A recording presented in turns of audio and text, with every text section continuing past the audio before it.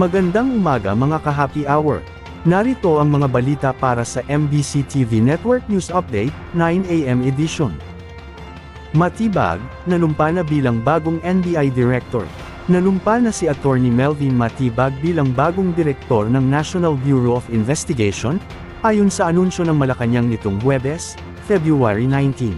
Papalitan ni Matibag si Attorney Angelito Magno, na nagsilbing acting NBI chief matapos magbitiw si dating NBI Director Jaime Santiago noong nakaraang taon.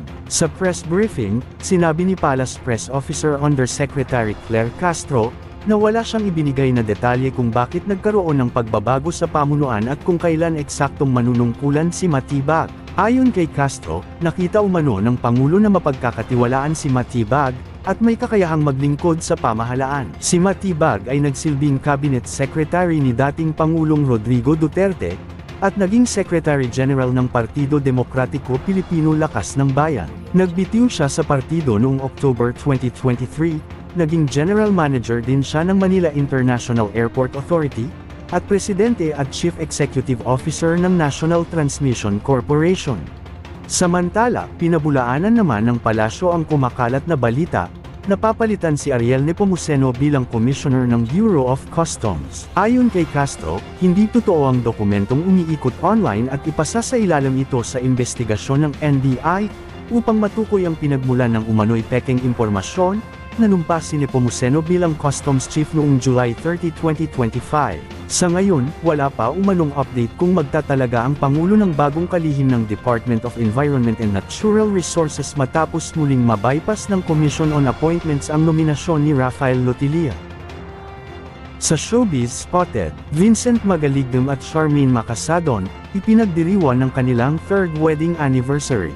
Eksaktong alas 2:20 ng hapon sa Amerika, ibinahagi ng third wedding anniversary sina Vincent Magaligdam at Charmaine Macasadon kahapon, February 20 sa Pilipinas. Makakasama nina Vincent at Charmaine sa kanilang music video na Dulce Amor, bilang espesyal na pakikilahok sa YouTube channel ng UNTV Teleserye Philippines. Ayon kay Vincent, magpupunta sa St. Louis sa Devout Book Tour kasama si Charmaine, habang nag-celebrate sila sa kanilang third wedding anniversary. Kung matatandaan sina Vincent at Charmaine sa kanilang pasyalan sa Mall of Asia Arena, para sa panunood ng Playback Pop It Up Music Festival nitong November 21, 2025.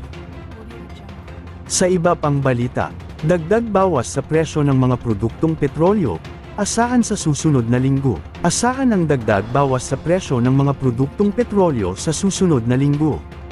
Inaasahan na magkakaroon ng bawas presyo na 45 centavos per liter sa gasolina, habang dagdag presyo naman na 5 centavos per liter sa diesel, at 10 centavos per liter sa kerosene.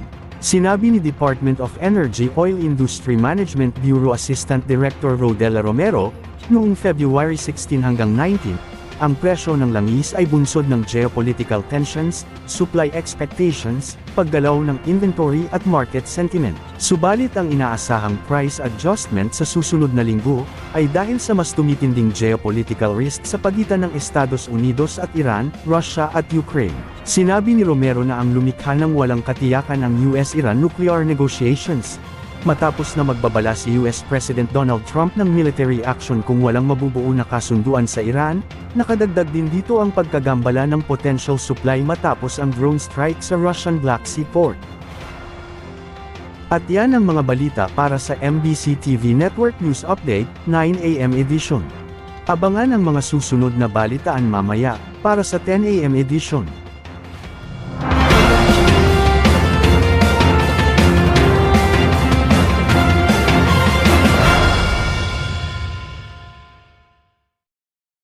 Mga ka-happy hour, kung gusto mong manood ang mga balita sa MBC TV Network News Update, mag-subscribe sa aming YouTube channel, i-like ang aming Facebook page, at i-follow sa aming TikTok account.